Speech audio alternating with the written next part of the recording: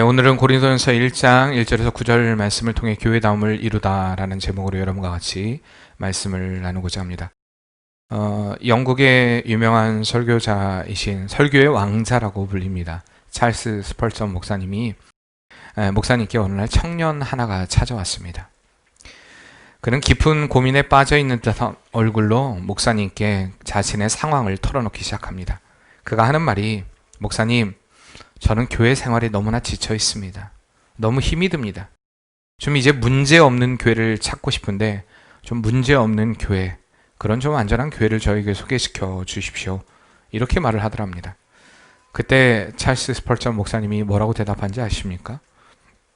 뭐라고 대답했을까요?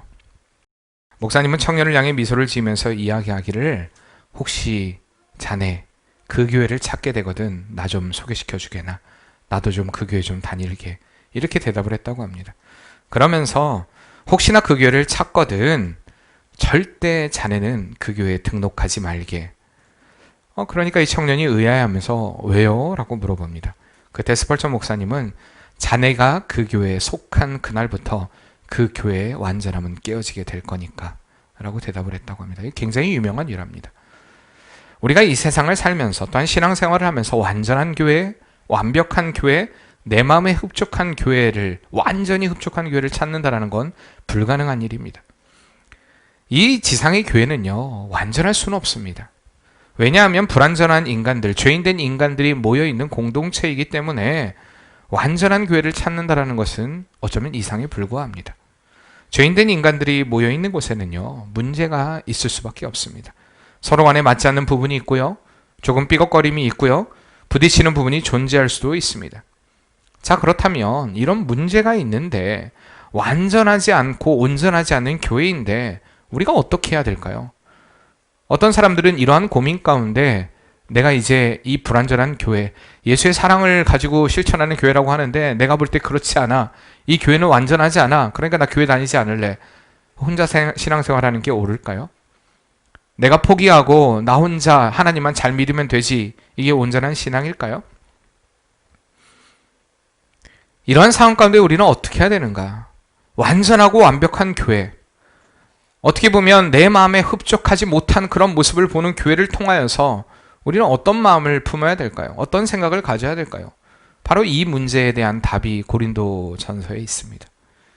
우리가 앞으로 이제 이 고린도전서의 말씀을 통하여서 과연 교회를 향한 하나님의 마음이 무엇인가, 교회의 교회담을 이루는 것이 무엇인가를 우리가 계속해서 좀 살펴보고자 하는데, 오늘은 그 서론부에 해당하는 1절과 9절 말씀까지만 좀 살펴보고자 합니다.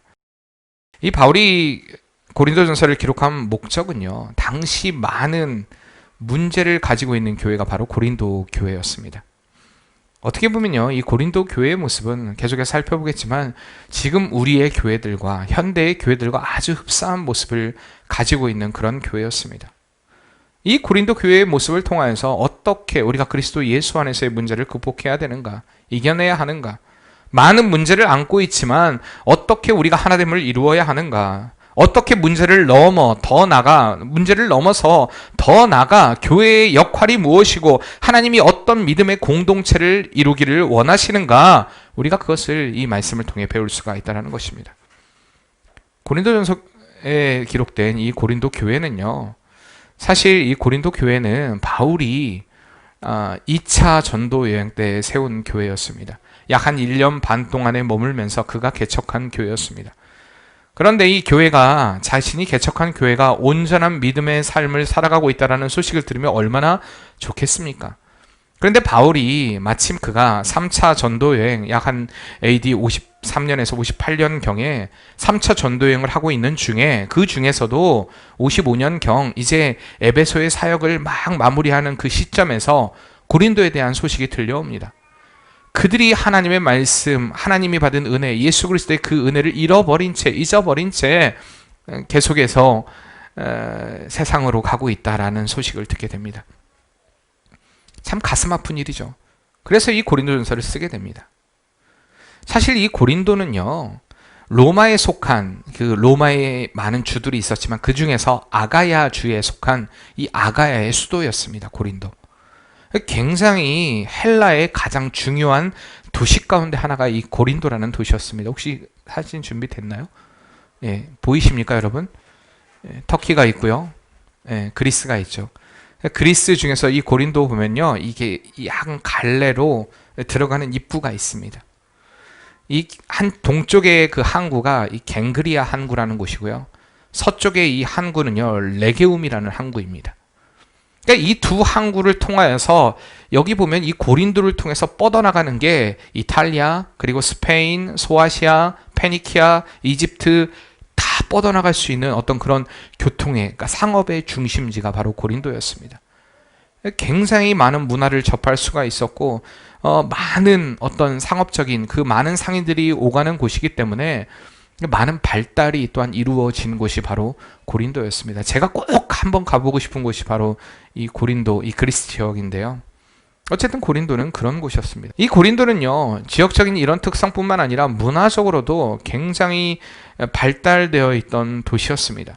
사실 뭐 아테네 교육의 도시, 그러면 그리스의 아테네 유명하지 않습니까? 굉장히 교육적으로도 또한 문화적으로도 많이 발전된 아테네가 있는데도 불구하고 사실 아테네와 와 같은 그런 교육의 도시는 아니었지만 이 전형적인 헬라 문화의 특징들은요, 지식을 굉장히 소중히 생각했던 사람들이었기 때문에 많은 어떤 문화적인 그런 요소, 특징들을 가지고 있던, 또한 철학에 지대한 관심을 가지고 있었던, 그로 인하여서 높은 지식을 평가받는 도시가 바로 이 고린도라는 지역이었습니다. 또한 그들 안에 많은 사람들이 모입니다. 많은 사람들이 모이다 보면 당연히 항구 도시, 우리가 이 바닷가, 우리나라도 삼면이 바다이기 때문에 어떻게 보면 고린도의 지형에 대해서, 고린도가 가진 특성에 대해서 우리가 조금 더 잘 알 수가 있습니다. 바닷가 지역에 사는 사람들은 어떻습니까? 대부분의 많은 무엇을 가지고 있습니다. 바닷가에 사셨던 분들, 인천도 그렇죠. 뭐를 많이 가지고 있을까요? 다양한 신이 있습니다. 그렇죠. 바다의 신들. 굉장히 우상이 많이 만연한 곳이 바로 이 항구 도시의 특징입니다. 마찬가지로 이 고린도도요, 그들에게 많은 신을, 다신론적인 그런 사고를 가지고 살아가는데, 특별히 그들의 치유의 신이라 불리는 아스클레피우스라는 신을 그들이 섬기고 있었습니다. 또한 우리에게 잘 알려진 태양의 신이라고 불리는 아폴로가 있었고요. 미의 여신 아프로디테, 이런 여신들을 섬기는 12개의 신당을 가지고 있는 곳이 바로 이 고린도라는 도시였습니다.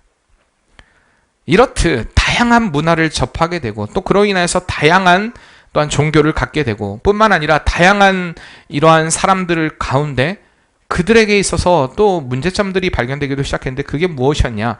너무나 다양한 문화에 대한 이 흡수 때문에 그들 안에 문란함이 일어나기 시작했습니다. 특별히 가장 문제가 되었던 것은 고린도가 성적인 타락이었습니다. 이 문제가 굉장히 이슈가 되고 사람들에게 많은 문제를 가져온, 이것이 바로 고린도였다라는 것입니다. 한 예로 아크로 고린도라고 하는, 고린도에서 가장 높은 지역이라는 그곳에요, 아프로디테, 아까 얘기했던 미의 여신이라고 불리는 아프로디테 신전이 있었는데, 그곳에는요 1000명의 여사제들이 있었습니다. 근데 여사제가 실질적으로 사제로서의 역할을 감당하는 게 아니라 종교적인 창녀들이었습니다. 창녀의 일을 하면서 돈을 버는, 그 정도로 고린도는 타락한 도시였습니다.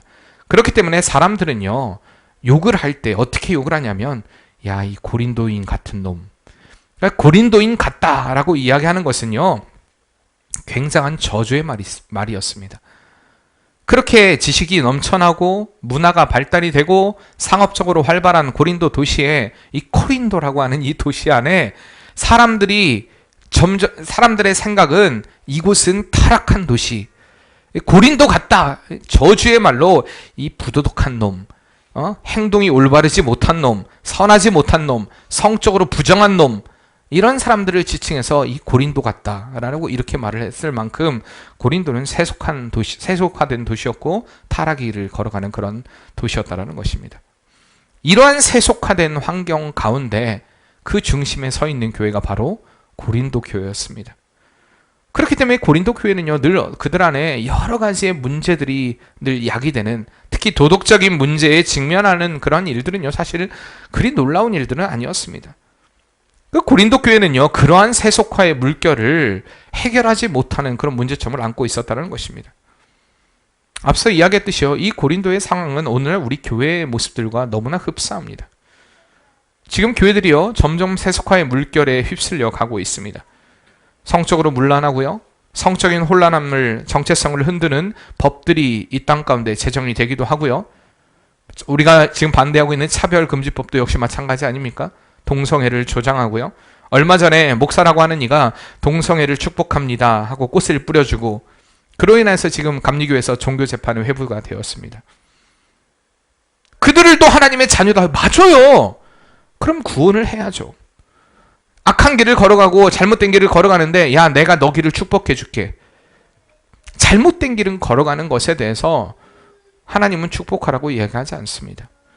그 길에서 돌아서라라고 이야기를 하지. 그렇다면 복음으로 그들을 변화시켜야 되는데 그들을 축복해 준다는 것입니다. 손뼉을 쳐주겠다. 내가 꽃을 뿌려주겠다. 너의 앞길이 꽃길이 되길. 어쨌든 이러한 하나님의 말씀이 중심이 아닌 인간의 관점, 인간의 생각, 인간의 뜻이 교회를 지배하고 말씀이 왜곡되는 일들이 교회 안에서 일어나고 있다는 것입니다. 영적으로 육적으로 문란한 시대. 어쩌면 지금의 시대가 고린도의 교회와 같은 그러한 상황을 겪고 있는, 그러한 시대를 살고 있는 게 바로 우리 교회의 현재 주소라는 것입니다.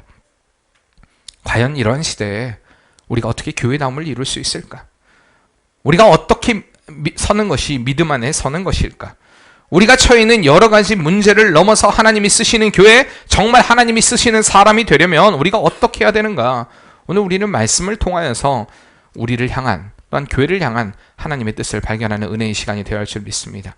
사실요, 고린도 이 전서를 보내기 전에 바울은 한 차례 이미 고린도에 편지를 보낸 적이 있습니다.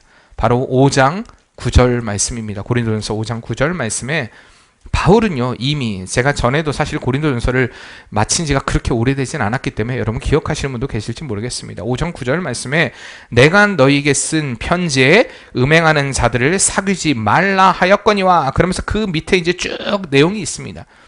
무슨 말입니까? 이 고린도전서를 쓰기 전에 내가 이미 너희에게 편지를 했다. 음행하는 자와 사귀지 말라. 이미 바울은요, 이 고린도 교회가 음행을 비롯한 여러 가지 윤리적인 문제가 있다는 것을 알고 있었습니다. 그리고 그 먼저 편지를 보내면서 너희가 그런 길에서 돌이켜라. 그런 자들과 사귀지 말라. 교회 안에 너희가 타협을 해서는 안 된다라는 편지를 보냈는데, 그 편지를 보내고 권고한 것이 무색할 만큼 교회 안의 문제는 더 심각해졌고요, 더 타락을 하게 됐고, 아까 이야기했던 그가 기록한 시기인 3차 여행을 하고 AD 55년경 이제 에베소의 사역을 마치고 있는 그 즈음에 바울에게 들려온 고린도의 상황은 더욱더 심각한 상황이었던 것입니다.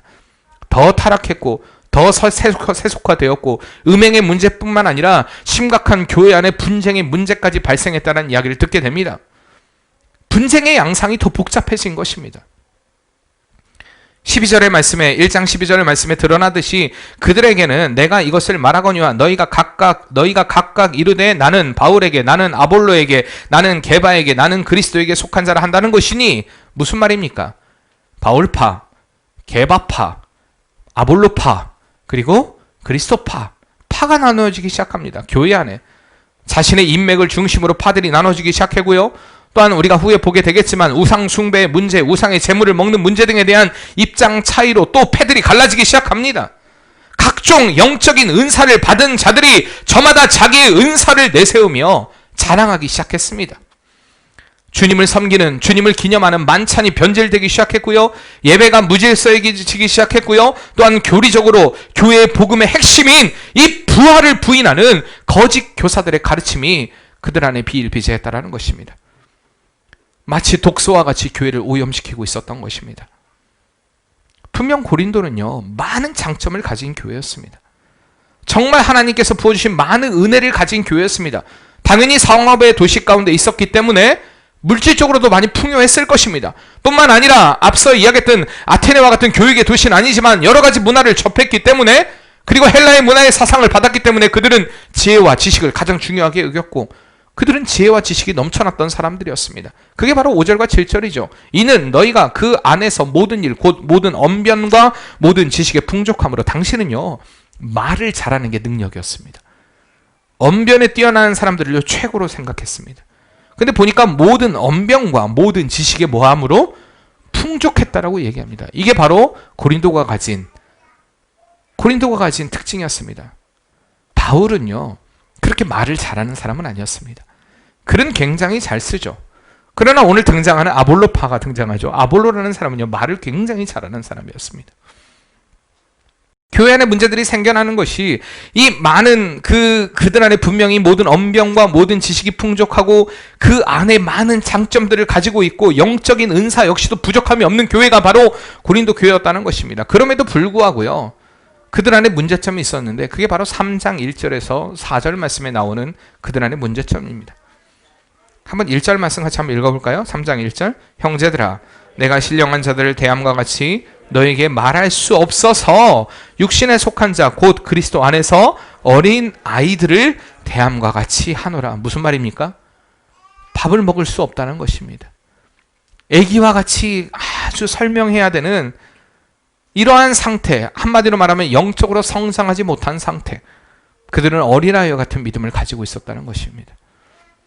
분명히 그리스도 예수 안에서 성장해야 되는데 바울이 보편적인 이러한 이야기들을 할 수 없을 만큼 그들은 성숙하고 성장한 신앙을 가지지 못한 이들이었다는 것입니다. 많은 장점을 가진 교회였음에도 불구하고 왜 이들이 이 지식이 풍족하며 영적인 은사가 넘치는 사람들이었음에도 불구하고 온전한 교회담을 이루지 못했을까요? 그것은 바로 그들 안에 하나님의 은혜를 잊어버렸기 때문입니다. 오늘 우리가 마음의 창에 나와 있듯이 하나님의 은혜, 우리가 베푸신 은혜, 인간은요 자꾸 망각을 합니다. 그 은혜가 얼마나 큰가, 그 사랑이 얼마나 큰가, 나 같은 죄인을 구원하신 그 은혜를 잊어버렸기 때문에 그는요 자신의 의, 자신의 생각, 자신의 관점, 자신의 경험, 자신의 능력, 자신의 판단, 자신의 어떤 영적인 일들, 이것이 교회의 판단의 기준, 그것이 말씀보다 앞서는 교회가 되었기 때문에 고린도 교회 안에 여러 가지 문제들이 일어나게 된 것입니다. 오늘날 교회들도 마찬가지입니다. 너무나 많은 말씀들을 듣습니다. 여러분 유튜브만 들어가도요 여러 사람의 말씀들을 듣습니다. 근데 분별해야 돼요. 들어야 될 말씀이 있고 듣지 말아야 될 말씀들이 있습니다. 근데 너무 무분별하게 그런 말씀들을 듣습니다. 들어요. 너무 많은 것을 들었기 때문에 잘 알고 있는 듯합니다. 그러나 문제가 있습니다. 왜 그게 잘못되었느냐? 다 잘못됐다는 게 아니라 그 중에 왜 그게 잘못된 현상으로 나타나느냐? 말씀을 많이 알고 있는데요, 절대 말씀 안에 순종하지 않으려 한다는 것입니다. 내가 순종하고 싶은 것, 내가 헌신하고 싶은 것, 선택해서 순종하고 선택해서 헌신하고요, 너무나 많은 설교들을 듣는데 내가 듣기 좋은 설교만을 골라 듣는 이런 시대에 우리는 살고 있다는 것입니다. 얼마 전 유튜브를 보니까요, 자기가 직통 계시를 받았대요. 하나님이 직통 계시를 받아서 이야기한다. 뭐죠? 무슨 선지자? 이야기를 합니다. 그러면서 이번에 박원순 전 시장의 사태, 그가 죽음으로 인해서 이재명이 목을 쳐냈어야 되는데 이재명이 앞으로 살아나게 됐고, 이번에 법원에서 무죄 판결이 나니까 이제 살아나게 됐고, 원래는 죄가 있는 건데 살아나게 됐고, 앞으로 이제 대선의 주자로 나오겠지만 하나님은 대선의 주자로 말씀하지 않으셨습니다. 이게 그게 무슨 말씀입니까? 우리의 삶을 통하여 좀 잘 분별해야 돼요. 우리가 나라를 위해 걱정하고 기도해야 됩니다. 그런데 하나님이 나에게 직통 계시를 주셨다. 하나님이 나에게 말씀하신다. 지금 나에게 말씀하고 계십니다.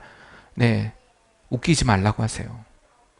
하나님은요 말씀을 통해 우리에게 이야기하십니다. 이 말씀을 내 느낌, 내 생각으로 해석하고 그것으로 인하여서 이 시대가 앞으로 어떻게 될 것이다, 대한민국이 어떻게 될 것이다, 그런 거짓말 좀 그만하시라고요. 제가 있던 단체에서 준비하고 있던 게 있어요. 2017년에 대한민국은 반드시 통일이 된다. 통일 퍼레이드를 해야 된다. 저보고요, 이 퍼레이드를 다 주관해 달래요. 저를 국장으로 세웠어요. 그 단체의 국장이 되려면 많은 돈을 줘야 되는데 저한테 그냥 세운 거예요. 한마디로 저를 이용하려는 거죠. 2017년에 반드시 통일이 된대요. 여러분, 통일됐습니까?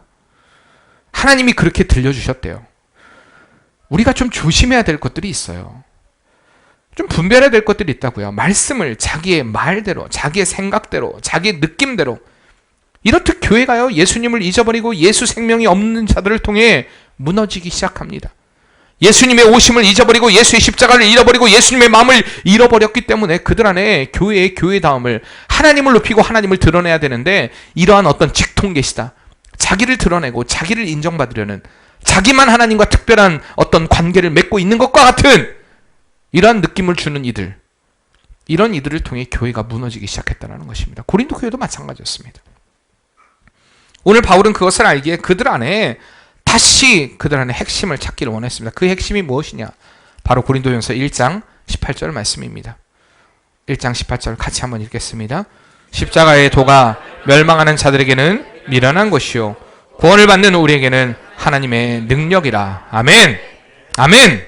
십자가가 우리에게 능력이 됩니다. 이게 바로 복음의 핵심이라는 것입니다. 십자가의 능력. 이게 바로 고린도전서의 주제입니다. 십자가의 능력. 능력은요, 십자가가 드러나야 합니다. 십자가를 통해 드러나야 됩니다. 우리가 드러내야 할 오직 예수 그리스도, 그분만이 드러날 때 교회의 교회담을 이루게 된다는 것입니다. 모든 것이요, 예수님으로 인해 결정되고요, 예수님으로 인해 결단되고 예수님으로 인해 살아낼 때 교회가 교회다워지는 것입니다. 그런데 문제가 있어요. 예수님답게, 예수님처럼 십자가로 사는 것이 무엇인가 사람들이 잘 몰라요. 너무 막연하게 자기의 느낌, 자기의 생각으로 예수의 길을 따라간다라고 이야기합니다. 그러나 오늘 말씀 분명히 1장에 이 서두의 인사와 감사의 말씀이지만 이 말씀을 통해 바울은 다 드러내고 있습니다. 오늘 그것을 좀 살펴보고자 해요. 첫째로는요, 예수 그리스도 안에서 거룩함을 이루어야 합니다. 누구 안에서요? 예수 그리스도 안에서. 2절 말씀 같이 한번 읽어보겠습니다. 고린도에 있는 하나님의 교회 곧 그리스도 예수 안에서 거룩하여지고 라고 이야기합니다. 거룩하여지고, 여기서 거룩하다라고 하는 말은요, 불경한 것에서 분리되어 하나님께 바쳐진다라는 그런 의미를 가지고 있습니다. 정결하게 되다. 이 말은 성도는 그리스도 안에서 그와 연합하였기 때문에 이미 결정적으로 거룩한 지위에 이르게 되었다. 이게 수동태 완료형이에요. 무슨 말이냐면 내가 내 스스로 의롭게 되고 거룩하게 된 것이 아니라 누구에 의해서요? 하나님에 의해서, 그분의 은혜에 의해서 거룩하게 되고요. 완료형입니다. 이미 되었기 때문에 늘 그 상태를 유지하고 있는 것입니다. 이 거룩함은 우리의 노력이 아닌 그리스도 예수를 통해 이루어진, 즉 십자가의 은혜를 통해 이루어진 거룩함이라는 것입니다. 자꾸 그런데 사람들은요, 예수 그리스도를 드러내는 일이 내 의, 내 노력, 내가 할 수 있다라고 생각합니다. 여러분, 거룩함은 주어진 것이지 노력으로 이루는 것은 아닙니다. 그러나 그리스도 예수로 인하여 거룩해진 사람들은요, 노력의 삶을 살아갑니다. 이걸 다른 말로 성화라고 합니다. 거룩해지는 삶을 살아갑니다. 예수 그리스도 안에서 거룩하여진 사람들은 내가 이 행동을 함으로 인하여서 거룩하여진다라는 생각이 아니라 주님 때문에, 그 주님으로 인하여 거룩해진 삶을 통해 드러나는 것입니다. 그렇기 때문에 그리스도 예수의 사람들은요, 그의 삶을 통해 그의 거룩이 드러나야 돼요. 나의 삶을 통해. 근데 그 거룩이 드러나는 삶이 무엇이냐? 늘 말씀드리자면 온전한 예배를 드리는 것, 무정한 마음을 갖지 않는 것. 제가 여태까지 계속해서 말씀드렸지 않습니까? 하나님을 진정으로 찬양하는 것, 늘 감사가 넘치는 삶을 살아가는 것. 거룩하여지는 삶은요, 우리의 삶, 신앙과 삶이 분리가 아니라 신앙과 삶의 일치입니다. 신앙과 삶의 일치. 여러분 잘 생각해 보세요. 신앙과 삶의 일치가 무엇인가? 말씀 앞에 나를 굴복시켜야 되는데 말씀하고 전혀 상관없습니다. 제가 우리 교회를 보면서도요, 제일 안타까운 게 이거예요. 우리의 삶을 통해 이루고자 하는 그 주님이 원하시는 그 거룩이 무엇인가를 여러분의 삶을 통해서 좀 생각해 보시라는 거예요. 고민하지 않습니다. 생각하지 않습니다. 말씀을 들을 때만 알고 있는데 더 이상 우리가 생각하지 않아요. 그때만. 거기서 그쳐요. 안타까움이죠. 그 거룩함은요, 바로 주님의 부르심 때문에 이루어진 것입니다. 이게 바로 두 번째요. 성 거룩하여지고 성도라 부르심을 받은 자들과. 바울의 신앙에서 저는 가장 중요한 핵심이 무엇이냐고 묻는다면 저는 부르심, 콜링이라고 생각을 해요. 왜? 바울이 늘 그의 삶 가운데 이야기하는 것이 바로 하나님의 부르심이었습니다. 하나님이 나를 어떻게 부르셨는가? 부르신 나를 어떻게 사용하시는가? 근데요, 바울의 그 콜링, 하나님의 부르심이 있는 그 순간부터 그는 한 번도 흔들리지 않는 삶을 살았어요. 오직 주님을 위해, 오직 주님의 영광을 위해, 오직 주님의 뜻을 위해, 오직 주님이 원하시는 그 길을 걸어가는 삶이 바울의 삶이었습니다. 저는요, 이 부르심에 대해서 묵상할 때마다 자꾸 생각해봐요. 과연 부르심을 받은 자가 죄를 지을 수 없다라는 얘기는 아닙니다. 바울도 얘기해, 오호라 나는 공고한 사람이로다. 자신 안에 솟아나는 죄악에 대한 이야기를 합니다. 끊임없이 솟아나는 자신의 그 욕망에 대한 이야기도 합니다. 그러나 그것에 자신을 내어주는 어리석은 삶을 살지 않았다는 것입니다. 이 부르심, 바울은 언제나 자신을 사도로 부르셨다는, 하나님 나의 나 된 것이 하나님의 은혜다. 이게 바울의 그 어떻게 보면 신학의 핵심입니다. 은혜다. 그러니까 그 은혜에 내가 취하는, 보답하는, 춤추는 삶이 되어야 한다. 사실 실적으로 이렇게 살았잖아요, 바울이. 주님 안에서 그 부르심으로 인해 거룩해지는 자들, 성도, 즉 구별된 자들로 하나님이 부르셨다라는 것. 비록 사실 이 고린도 전서를 쓴 바울은요, 고린도 교회를 향한 아픈 마음이 있었습니다. 그렇죠? 왜요? 그들이 진짜 바울이 얘기하는 것처럼 고린도에 있는 하나님의 교회 곧 그리스도 예수 안에서 거룩하여지고 성도라 부르심을 받은 자들과 라고 이야기할 만큼 그들이 지금 거룩을 유지하고 있었습니까? 그렇지 않았습니다. 그렇지만 분명히 그들의 불경한 품행에 대해 질책하는 내용으로 일관한 이 고린도 전서의 내용이지만 그들 역시 하나님의 백성이라는 의미에서 성도들인 것을 분명히 하고 있습니다. 그와 동시에 너희는 성도라는 명칭에 걸맞는 성결한 삶을 살아야 한다라고 촉구하고 있는 것입니다. 우리가요, 이렇게 주님의 부르심을 확신하게 될 때 겸손해질 수밖에 없습니다. 종종 말씀을 드리는 것 중에 하나가 이 부르심을요, 자꾸 특별한 이들의 어떤 콜링으로 이해하는 이들이 있습니다. 부르심 그러면 나는 부르심 받지 않았고 목사님 같은 분이 부르심 받은 자죠. 목사님 같은 분이 사명자죠. 제가 무슨 부르심을 받은 자들입니까? 아닙니다. 성도는요, 모두 다 부르심을 받은 자들입니다. 우리는 잊지 말아야 돼요. 우리에게 잘 알려진 이 노예 제도를 폐지에 앞장섰던 윌리엄 윌버포스가요, 25세의 나이에 깊은 고민에 빠졌습니다.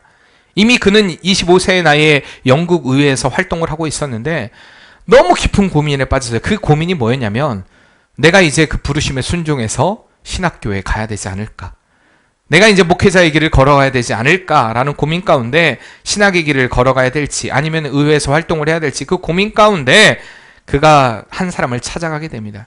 찾아간 사람이 누구였냐? 바로 존 뉴턴이었습니다. 여러분, 존 뉴턴이 누군지 아십니까? 존 뉴턴이 누굴까요? 에? 우리가 잘 아는 Amazing Grace, 나 같은 죄인 살리신, 이 찬양을 지은 분이에요. 존 뉴턴이 원래 어떤 분이었냐면요, 노예상을 운영하던 사람이었습니다. 그런데 그가 주님을 만나고 그의 삶을 회심하고 노예 무역 상인의 삶을 청산하고 이제 목회자의 길을 걸어가고 이 나 같은 죄인이라는 찬양을 만들게 되었어요. 윌버포스는요, 뉴턴 목사를 찾아가 자기가 신학교에 입학해야 되지 않겠냐, 이게 하나님의 부르심이 아닐까라는 이야기에 대해서 깊이 있게 상담을 하기 시작했습니다. 그러자 뉴턴 목사는 이렇게 얘기를 합니다. 하나님은 신학교에 가는 것 이상으로 더 중요한 부르심이 있어서 당신을 영국 의회에 보내셨을 것입니다. 무슨 말입니까? 신학교 가지 말라는 얘기입니다. 대부분요, 이 윌버포스와 같이 목사님 제가 신학을 하길 원합니다, 제가 어떻게 해야 될까요? 아니면 신학을 해야 되는데 제가 어떻게 해야 될까요? 이렇게 물어보는 사람들은 이미 결정을 다 하고 온 사람들입니다. 대부분 그래요. 저에게 온 사람도 마찬가지였어요. 목사님 제가 신학을 해야겠는데요, 저는 대부분 저를 만났던 사람들에게 제가 제게 신학을 하러 와야 되겠네요. 하지 마. 전 다 그랬어요. 동일하게. 하지 마. 사실 어제도 제가 제 아들에게 얘기했어요. 아빠, 내가 나중에 신학을 하게 되면 하지 마. 만약에 네가 신학을 하려면 그럼 한 가지 조건이 있다. 적어도 네가 말씀을 하려면 제가 그랬어요. 어쨌든 우리가 합동측이니까 네가 총신대를 나오고 서울에서 일반 대학을 나오고 총신대를 나오고 또 이렇게 하면 또 세속적이라고 얘기할 거예요. 근데 제가 왜 이렇게 하는 이유가 있어요.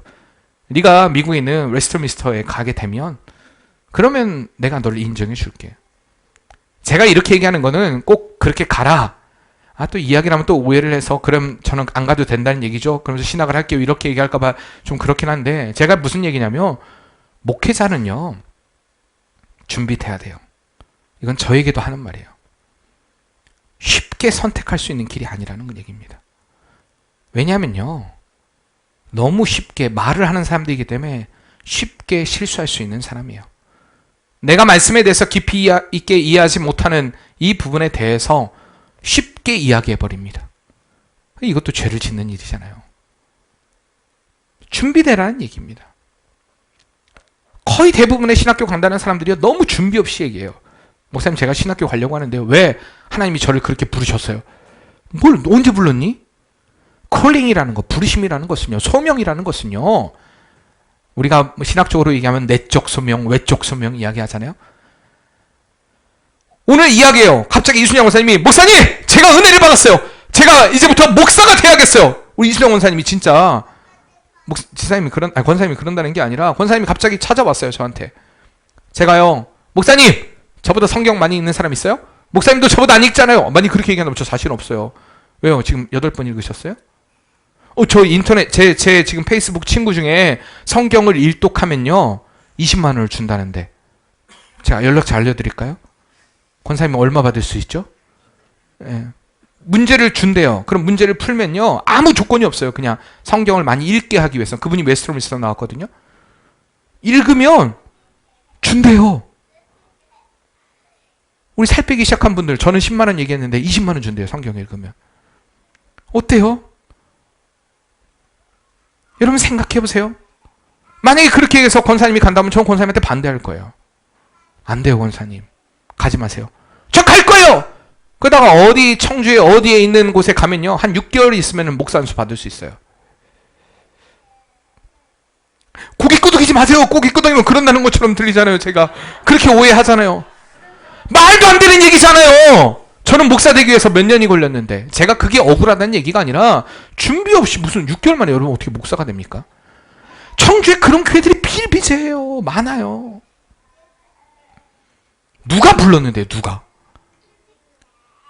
불렀냐고요? 하나님이요? 아니에요. 하나님 무슨 그를 부르셔. 그도 특별한 부르심이 있어서 하나님이 그렇게 하셨겠죠. 예, 그럼 웃기는 말 하지 마시라고요. 그거 아니라니까요. 근데 자꾸 내가 무언가 느끼면 내 느낌에 이제 신학을 해야 될 것 같다. 부르심이 내가 특별한 곳으로 가야 될 것 같다. 윌버포스 역시 고민을 하고 있었습니다. 그때 뉴턴 목사가요. 아니다. 분명히 의외에 너를 부르신 목적이 있지 않냐. 그 뒤에 가서 그는 고민하기 시작했습니다. 그리고 기도하기 시작했습니다. 그리고요. 그렇구나. 어쩌면 하나님께서 고민을 생각했어요. 그래, 내가 의외로 보낸 목적이 있겠구나. 그래서 그는 신학교 가지 않았습니다. 그리고요, 그는 정치에 뛰어들게 됩니다. 정치인이 세속화되었다고 그 세속화된 길을 걸어가려고 뉴턴이 윌버포스가 선택했다고 혹시 여러분들 그렇게 말씀하실지 모르겠어요. 그러나요, 윌버포스는 그 의회에 들어가서 결국엔 노예 제도가 그의 눈이 감기기 전에, 그러니까 이 세상을 떠나기 전에 노예 제도가 폐지되는 것을 보고 세상을 떠났습니다. 그의 사명이 무엇이었습니까? 바로 그것이었습니다. 하나님께서 기뻐하시는 삶, 하나님께서 원하시는 삶, 이것은 나를 통해 이룰 수 있는 그 삶은 바로 이 노예 제도를 폐지하는 삶이다. 그것을 알았던 것입니다. 소명의 길, 부르심의 길은요, 자신의 처한 삶의 현장에 있다는 것을 여러분 잊지 말아야 됩니다. 하나님의 부르심이요, 나의 모든 것을 다 팽개치고 가라! 꼭 이것만은 아니에요. 대부분의 삶들은요, 그 삶의 현장에서 하나님의 뜻이 있습니다. 하나님의 부르심이 뜻이 있고 이유가 있고 소명이 있고 사명이 있다는 것입니다. 물론 바울은요, 특별한 하나님의 부르심, 콜링이 있었기 때문에 그는 이방인의 사도로 부르심을 받은 자입니다. 이방인의 사도로 부르심을 받기까지 그는 많은 공부를 했어요. 이미 많은 배경을 가지고 있었어요. 예수님을 믿지 않고 살고 있었지만, 여러분 착각하지 마세요. 내가 열심히 하지 않고 하나님을 위해 산다, 내 모든 것을 다 팽개치고 하나님을 위해 산다, 거짓말이에요. 그거. 바울은요, 하나님이 쓰시는 사람들은요, 그가 어디에 있든지 그 삶의 현장에서 철저하게 준비된 사람이었습니다. 열심히 살아냈던 사람이에요. 하나님을 믿는 믿음 때문에. 다윗이 목동으로서의 삶을 살면서 지난 시간에도 얘기했듯이 그는요 성실했습니다. 목동의 삶을 살면서 하나님을 계속해서 찬양했어요. 무슨 양 치는 게 하나님의 일이냐, 그런 생각 안 가졌어요. 양을 치면서 이게 내게 보여주신 하나님의 일이다 생각하고 그는 열심히 양을 쳤습니다. 그렇게 준비됐기 때문에 골리앗 앞에서 물매를 던져 한 방에 보낼 수 있었던 거예요. 준비된 사람이었어요. 사울도 마찬가지입니다. 왜 하나님이 바울을 부르셨을까? 그가요 하나님을 알지 못했지만 그는 이미 많은 학문이 준비되었습니다. 많은 것들이 준비되었어요. 이미 로마의 시민권도 가졌고요, 가정적으로도 많은 것들을 가지고 있었고요, 가말리엘 문화에서 최고의 학문을 배웠던 사람이 바로 바울이었습니다. 그렇기 때문에 그는 복음을 전할 수 있었어요. 하나님이 베드로가 아니라 바울을 들어서서 이방인의 사도로 준비시켰던 것입니다. 그는 주님을 알지 못했지만 그의 삶의 현장에서 충실했기 때문에, 대부분의 사람들이요 마찬가지예요. 목사님들도 마찬가지예요. 내가 갈 곳 없어갖고 학교 떨어지고 해서 신학교 가가지고 내가 이렇게 했더니, 네, 전 그런 거 인정하지 않아요. 진짜 차라리 정말 열심히 공부하고 열심히 내 삶의 현장에서 열심히 하다가 하나님을 만나 은혜를 받고 내가 부르심을 받고 이제 신학교로 가야겠다, 이래서 진짜 열심히 공부도 하시고요, 열심히 전도도 하시고 정말 열심히 기도도 하시고 이렇게 목회하는 분들이요 훨씬 더 많은 영향력을 미치고 있습니다. 제가 존경하는 이재철 목사님이요 모태신앙이에요. 모태신앙인데 어느 날 어느 순간 어떤 사건을 통하여서 그가 하나님을 떠났습니다. 다시금 하나님의 부르심을 느끼게 됐을 때 그는 하나님을 너무 깊이 알고자, 교회를 세우고자 하는 마음이 아니라 하나님을 깊이 알고자 신학교를 가게 됩니다. 그때부터 하나님의 인도하심이 시작되는 것입니다. 하나님을 알지 못했던 시절, 정말 친구들보다 도덕적으로 훨씬 더 타락했고 훨씬 더 문란한 삶을 살았고, 그분의 고백이에요. 그러나 하나님의 부르심이 내게 느껴지는 그 순간 하나님에 대해서 알고자 하는 마음이 일어났고, 똑같아요. 우리의 삶을 통해 여러분 부르심의 자리가요, 그 자리가 지금 여러분이 서 있는 그 자리입니다. 그 자리에서 하나님을 드러내야 돼요. 여기 말씀해 보면 우리가 좀 오해할 만한 말이 있어요. 3절 말씀해 보면, 2절 말씀해 보면 다시 한번 읽어보겠습니다. 고린도 교회에 있는 하나님의 교회 곧 그리스도 예수 안에서 거룩하여지고 성도라 부르심을 받은 자들과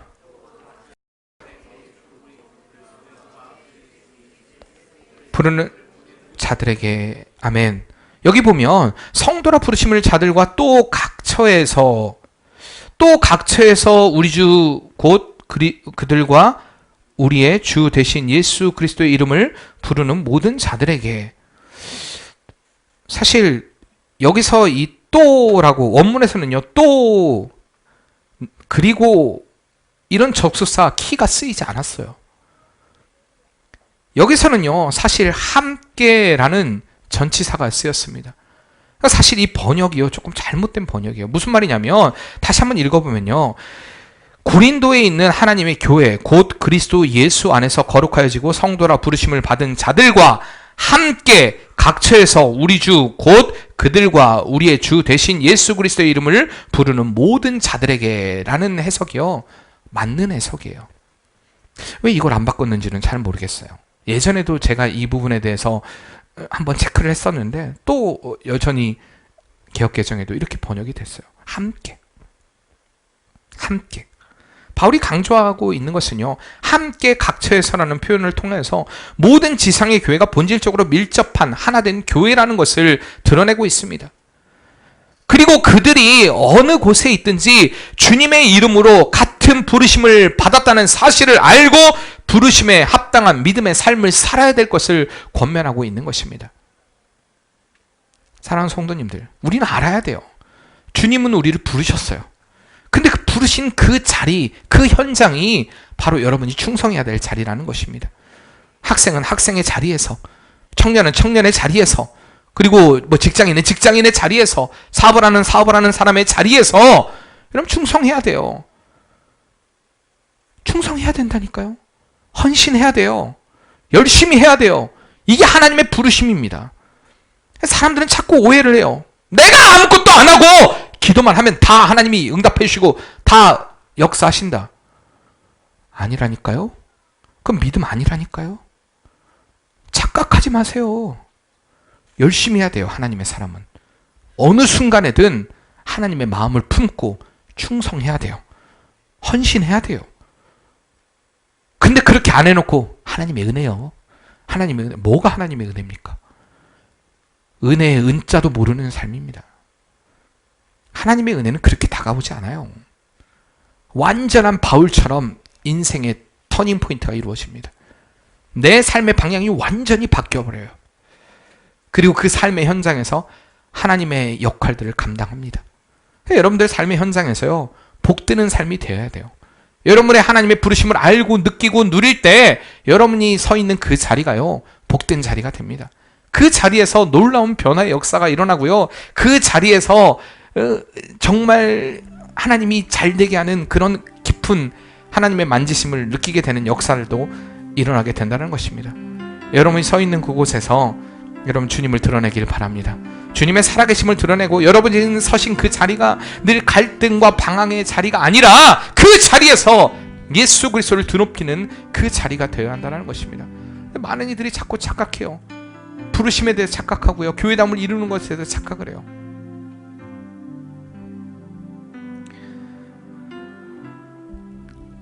아직 반도 못했는데 시간이 너무 많이 돼서 설교를 일단 여기서 마쳐야 될 것 같습니다. 여러분들, 우리가요, 분명한 것은 사도 바울이 오늘 이 말씀을 통해 이야기하는 것은 예수 그리스도입니다. 너희의 거룩함은요, 예수 그리스도를 통해 이루어지게 되었다. 그리고 너희의 부르심은 예수 그리스도를 통한 부르심이다. 우리가 우리의 삶을 통해서 그 사실을 잊지 않고 발버둥치는 인생을 살아갈 때 여러분의 삶의 태도가 바뀌고요, 예배 태도가 바뀝니다. 가장 먼저 바뀌는 것이요, 제가 받던 은혜를 받은 모든 사람의 공통점은요, 예배 태도입니다. 예배 가운데 사무치는 심령을 가지고 나오는 것입니다. 제가요, 제 일생 동안에 포기해야 되나 포기하지 말아야 되나 늘 고민하고 갈등하는, 오늘도 이 새벽 이 자리에 새벽에도 기도하면서 이 자리에 서기까지, 하나님 오늘 어떻게 해야 됩니까? 여전히 무정하고 하나님의 말씀에 대해서 관심이 없고 땅을 쳐다보고 졸고 있고 하나님의 말씀에 대한 관심은 없고 눈에 초점이 흐려진 자들을 바라볼 때 하나님 어떻게 해야 되겠습니까? 하나님 어떻게 해야 될까요? 주님의 부르심이 있는데 그 부르심으로 느끼지 못한 채 멍하니 앉아있다 가는 그분들이 대부분 20년, 30년, 40년 신앙생활을 한 사람들인데 하나님 어떻게 해야 될까요? 저 엄청난 고민을 하고 왔어요 지금. 근데요, 제가 포기가 안 돼요. 포기가 안 된다니까요. 왜? 주님이 그분을 포기하지 않았다는데 제가 어떻게 포기를 하겠습니까? 그럼 다시 한번요, 교회다움을 이루는 게 무엇인가 생각해 보시길 바랍니다. 교회다움을 이룬다, 우리 교회를 얘기하는 게 아니라요, 나를 얘기하는 거예요. 내가 주님 앞에 교회다움을 이루고 있는가? 내가 이 시간에 진정으로 주님 앞에 사무치는 그 마음을 가지고 주님 앞에 드리고 있는가? 우리 자신을 돌아봐야 되지 않겠습니까? 여러분, 사무치는 심령으로 늘 주님 앞에 나오길 바랍니다. 그 부르심 앞에 늘 아멘 하고 순종함으로 주님의 역사를 이루어 가시는 복된 성도의 삶이 되길 바랍니다. 우리 같이 찬양하겠습니다. 우리에겐 소원이 하나 있네.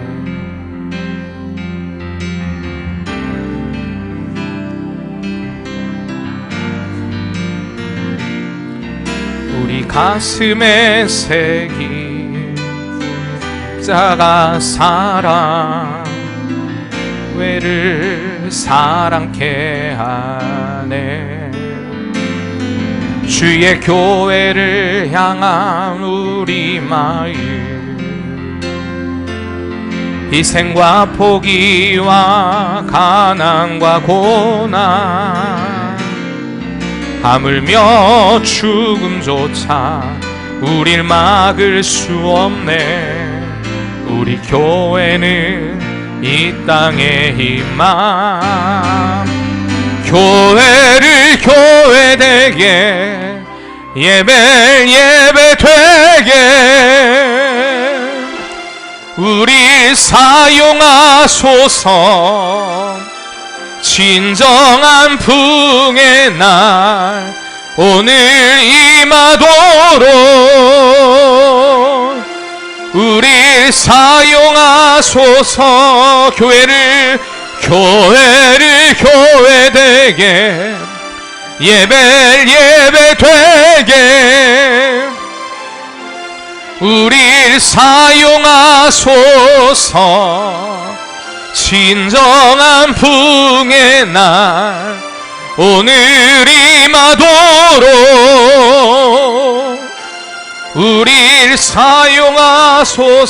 다시 한번 우리에겐 소원이 하나 있네. 주님 다시 오실 그날까지 우리 가슴에 새긴 주의 십자가 사랑 나의 교회를 사랑케 하네. 우리 마음 희생과 포기와 가난과 고난 하물며 죽음조차 우릴 막을 수 없네. 우리 교회는 이 땅의 희망. 교회를 교회되게, 예배를 예배되게 우릴 사용하소서. 진정한 부흥의 날 오늘 임하도록 우릴 사용하소서. 교회를 교회되게, 예배를 예배되게 우릴 사용하소서. 진정한 부흥의 날 오늘 임하도록 우릴 사용하소서. 하나님, 주님이 우리를 교회로 부르셨습니다. 나의 공로가 아니라 우리가 주님 앞에 거룩하여진 것은 나의 의가 아니라 오직 예수의 십자가로 인하여, 오직 그 십자가의 은혜로 인하여 거룩하다 주님이 우리를 부르셨습니다. 인정해 주셨습니다. 하나님, 그리고 그 부르신 그들을 통하여서 교회를 교회되게 이루기를 원하십니다. 하나님, 우리가 잊지 않길 원합니다. 주님의 의해, 그 주님의 사랑에 의해, 한없는 주님의 그 사랑에 의해 부르심을 받은 자라는 사실을 잊지 않길 원합니다. 우리가 부르심을 받은 자답게 이제는 주의 교회를 교회답게 세우는데, 주의 교회를 교회되게 하는데 온전히 쓰임받는 복된 성도의 삶이 되게 도와주시옵소서. 우리의 삶이 오직 주님께 드려짐으로 인하여서 하나님의 영광을 드러내고 하나님의 살아계신 역사를 드러내는 복된 성도의 삶이 되게 도와주시옵소서. 예수님의 이름으로 기도합니다. 아멘.